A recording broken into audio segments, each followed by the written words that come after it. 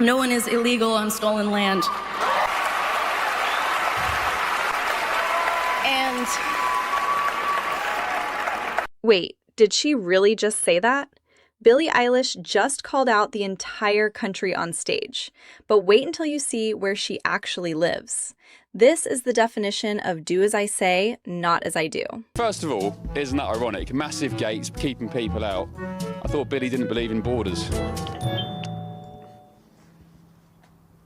Well, according to the driveway, Billie does believe in borders. She believes in massive gates keeping people out. Couple of cameras up there as well. The lights are on, so somebody must be home.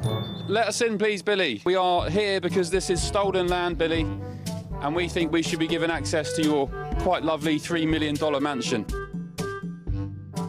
And such is Billie's concern for security and privacy. It's surrounded by pretty decent security fencing. Very nice indeed. Massive security hedges as well. She's taken a lot of concern and time to make sure she's got some privacy, as you'd expect. Oh, there we go. At the $3 million Los Angeles pad of Billie Eilish, she reckons nobody's illegal because we're all on stolen land anyway, but when it comes to her own house here in LA, I think she's got different ideas.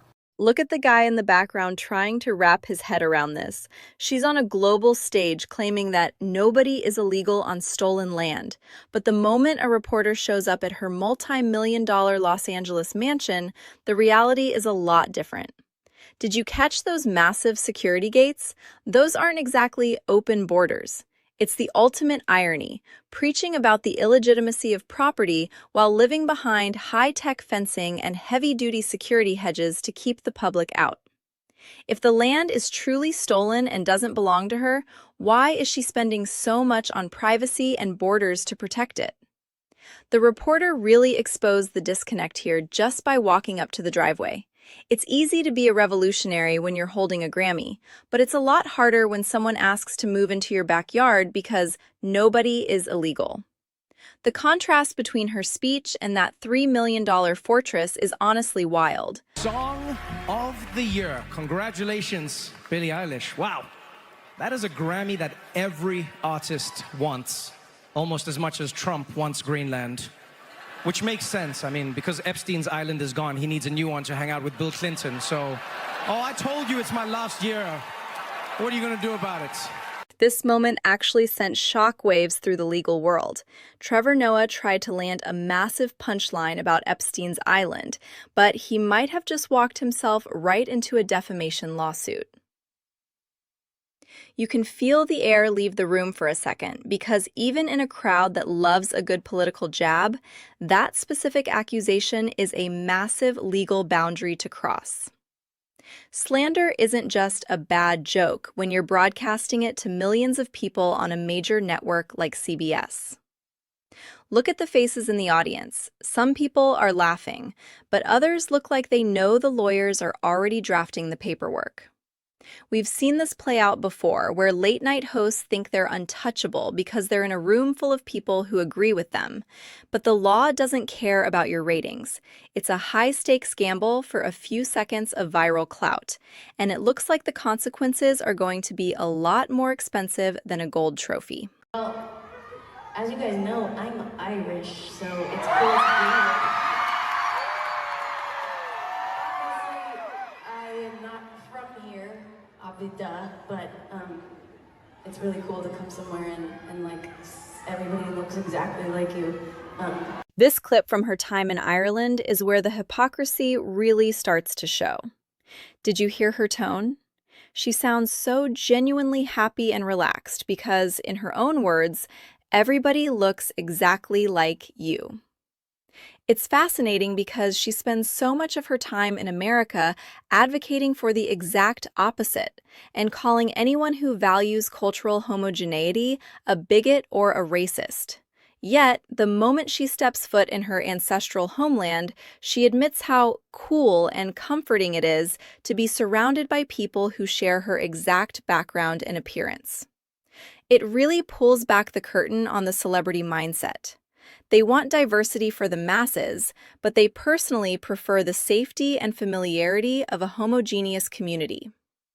Whether it's her gated neighborhood in LA or her love for the demographics of Ireland, her personal choices constantly contradict the political lectures she gives at the Grammys. It's like there are two different versions of her, and the one off camera is way more traditional than she'd ever admit. Now, this is where the internet actually took action. A major eviction law firm in Los Angeles didn't just laugh at the speech. They offered to take her at her word. They literally put out a pro bono offer to evict her on behalf of the local Tongva tribe. Since she publicly admitted her house is on stolen land, they argued she's basically confessed to being a squatter in the eyes of the true owners. It's a genius move because it forces her to either give up the house or admit the speech was just empty virtue signaling for applause. You can see the actual statement from Sinai Law Firm here. They aren't playing around. This is what happens when people start demanding consistency from celebrities. If you're going to use your platform to say someone else's land is stolen, don't be surprised when the actual tribe shows up with a 30-day notice. It's one thing to get cool points at a Hollywood show, but it's another thing entirely when the legal system uses your own words against you. Yeah, it's just really hard to know what to say and what to do right now, and I feel really hopeful in this room, and I feel like we just need to keep fighting and speaking up and protesting, and our voices really do matter, and the people matter, and I say sorry. Just listen to the applause here. This is why celebrities keep doing this. They get this instant hit of dopamine from a room full of people who live in the same gated communities they do. But if you look closely at the phrasing, she's rejecting the very right of the country to exist, while simultaneously enjoying every single luxury that country provides her. It's a completely safe, establishment-approved way of being edgy. She's not risking anything by saying this in that room. She's actually gaining social capital. The real courage would be speaking to the people whose wages are undercut by the policies she's indirectly supporting. Instead, it's just another year of the most out-of-touch people on the planet scolding the rest of us from behind their podiums. People are getting tired of the lectures, especially when the person talking has never spent a single day living the reality of the words they're preaching. So, do you think she should actually give the land back, or just stop the speeches? Let me know in the comments. I'll see you in the next one.